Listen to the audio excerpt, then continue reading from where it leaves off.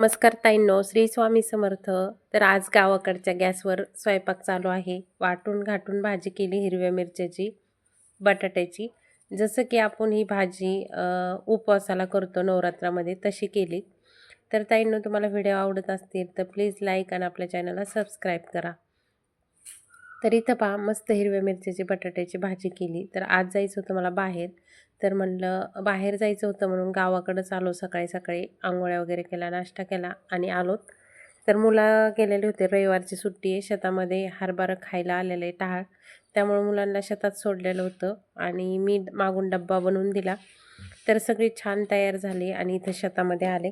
तर शेतात मग कशासाठी, तर मुलांचा डब्बा घेऊन आले. तर शेताकडं बघा, पाणी सोडणं चालू आहे ऊसाला. सासूबाई आणि मुलं दोघंजणं म्हणजे ते तिघंजणं छान असं पाणी देत होते ऊसाला. तर त्यांना सगळ्यांना डब्बा बनवून दिला. सकाळच्या 8ची लाईट होती आणि त्यांचा डब्बा देऊन आम्ही निघालो. कुठं, तर लग्नाला. तर इथं पहा, माझ्या चुलत भावाचं लग्न होतं आणि खूप आग्रहाने सांगितलं होतं लग्नाला त्यांनी. त्यामुळं सगळं आवरून घेतलं. सगळे कामाचे नियोजन लावावं लागतात कुठं जायचं म्हणलं तर.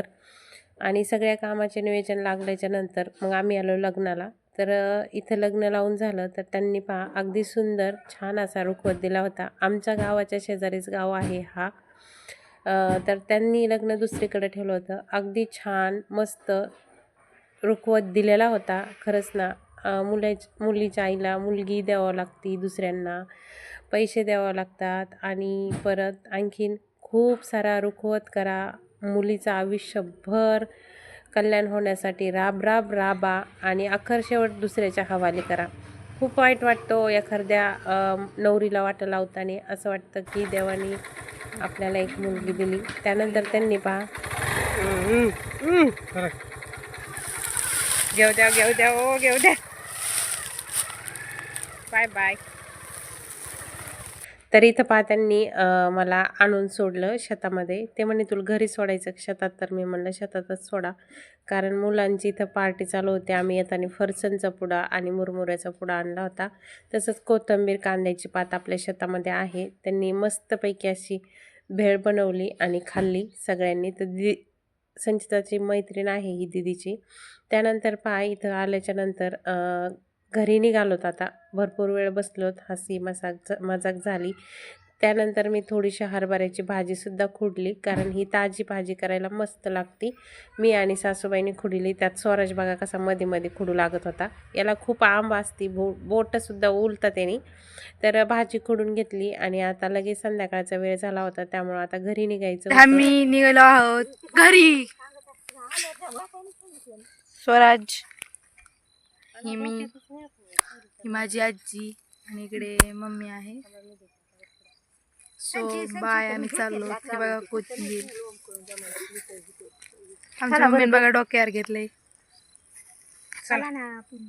बाय, चलो. तर आमच्या शेतातलं हे एक देवस्थान आहे. इथं जर दर्शनाला यायचं असेल तर नैवेद्य घेऊन दर्शनाला यायचं, व शेतात जर आलं तर याचं दर्शन घ्यायचं ह्या देवाचं. नाहीतर खूप वाईट, घरी गेलं ना हात दुख, पोट दुख, पाय दुख, नवीन येणाऱ्याला खूप त्रास होतो. त्यामुळं इथं आलं की प्रत्येक नवीन माणूस आम्ही त्याला सांगत असतो की इथलं दर्शन घे, खूप कडक आहे तो मसुबा म्हणून. तर हे गावाचा जाणारा रस्ता संध्याकाळचा, खूप संध्याकाळच्या वेळेला गावाकडं खूप छान वाटतं. त्यानंतर शक्यतो मला तर खूप हवस आहे चूल पेटून स्वयंपाक करायची. सिटीला जर मी स्वतःच्या घरात किंवा मग आम्ही तर फ्लॅट सिस्टीममध्ये राहतो, जर माझं स्वतःचं घर असतं, जागा असती, तर मी अवश्य चूल पेटवली असते. मला खूप आवडते चुलीवरच्या भाकरी.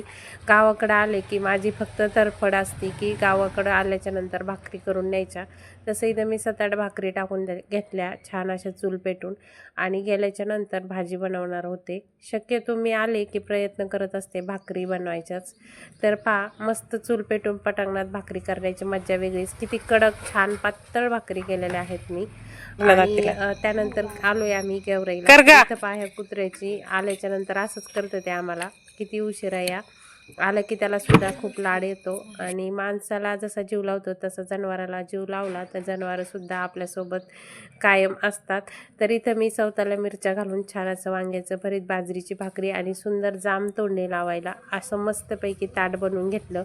अगदी सगळ्यांनी मिळून मिसळून सगळ्यांनी जेवणं केले तर ताईंनो असा होता आजचा दिवस व माझा व्हिडिओ जर तुम्हाला आवडला तर लाईक आणि आपल्या चॅनलला सबस्क्राईब करा.